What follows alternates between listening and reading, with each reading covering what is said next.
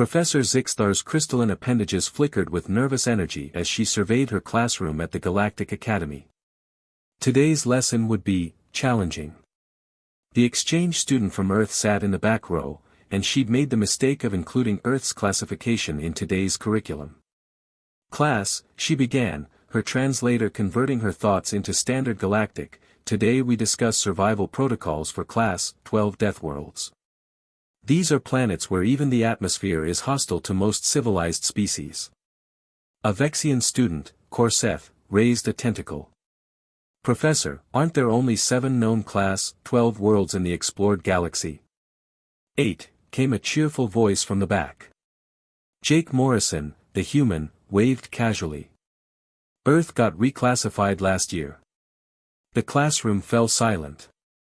Zixtar had hoped to avoid this. Impossible, chittered Vess, a mantis-like Threnodai. You're sitting here breathing our standard atmosphere. Class 12 worlds have toxic air that melts respiratory tissue. Jake shrugged. Your standard atmosphere has about 15% oxygen. Earth's got 21%. We actually find this a bit thin. He paused. Also, we evolved drinking dihydrogen monoxide. You guys know that's a universal solvent, right? Crazy toxic to most species. Water, Zixtar said quietly. He means water. The class erupted in clicking, chirping disbelief. You drink industrial solvent? Corsetha's skin had paled to a sickly purple. We're like 60% water, Jake said, pulling out his datapad. Actually, let me show you guys something cool. Before Zixtar could stop him, he'd pulled up Earth's planetary data on the main display. Okay, so gravity, 1G standard. Most of your homeworlds are what, 0.6 to 0.8? Heads nodded slowly. Our gravity is strong enough that our bones need to be dense and our hearts have to work hard just to pump blood upward. Kids on Earth learn to walk by literally fighting gravity every single day. Vess leaned forward. What about predators? Surely you have defensive adaptations. We're pursuit predators, Jake interrupted. See these? He pointed to his eyes. Forward-facing, binocular vision. We track prey. And we don't have venom or claws or armor. You know what we have? He grinned. Endurance.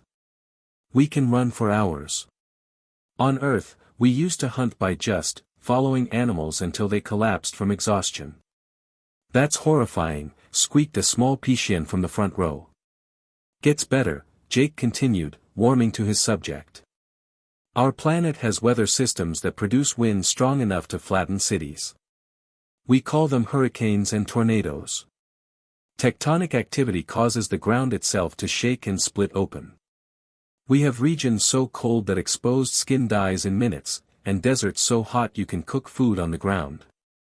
Zixtar tried to regain control. Mr. Morrison, perhaps. Oh. And Australia. Jake's eyes lit up. That's a continent where basically everything is designed to kill you. Spiders the size of your hand, snakes with enough venom to kill 100 people, jellyfish that stop your heart, and octopi that are also venomous. We have sharks, underwater predators with rows of serrated teeth that smell blood from kilometers away. How, Corseth asked weakly, did your species survive long enough to develop civilization? Jake's expression became serious. Because we're adaptable. We're not the strongest, fastest, or most venomous species on our planet. We're not even close. But we can learn. We can cooperate. We make tools and we plan ahead. He stood up, and several students instinctively recoiled. Humans crossed oceans on wooden boats, not knowing what was on the other side. We climbed the highest mountains because they were there. We've survived ice ages, supervolcano eruptions, and asteroid impacts. We've been to our moon, in person. Using computers less powerful than this datapad. He held up his device.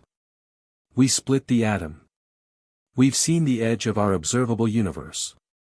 We've sent machines to other planets just to see what's there. But why? Asked Vess. Why take such risks? Jake smiled. Because that's what humans do. We see something impossible and we make it possible.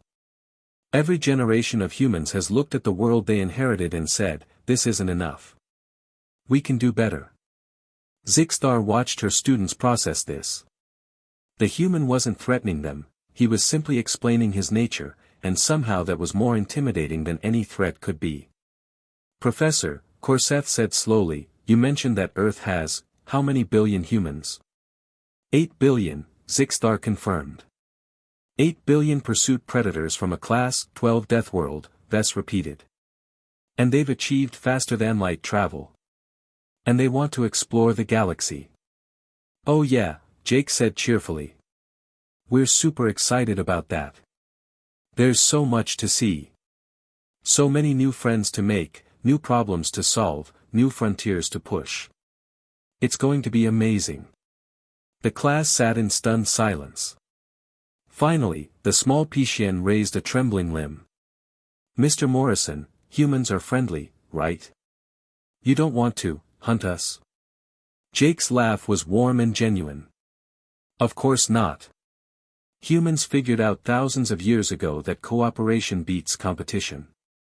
We're way past the hunting each other phase. He paused thoughtfully. Well, mostly. We still have some issues to work out, but we're getting better.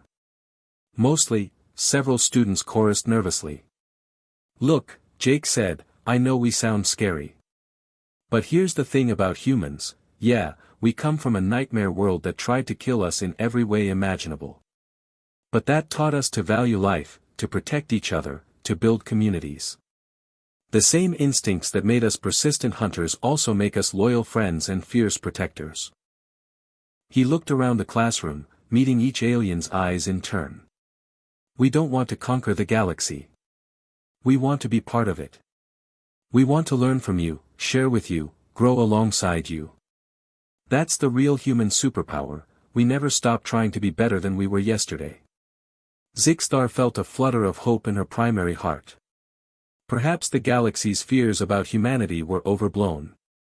Perhaps these strange Deathworlders really could integrate peacefully. Any questions? Jake asked. Every appendage in the room shot up. Jake grinned. This is going to be fun.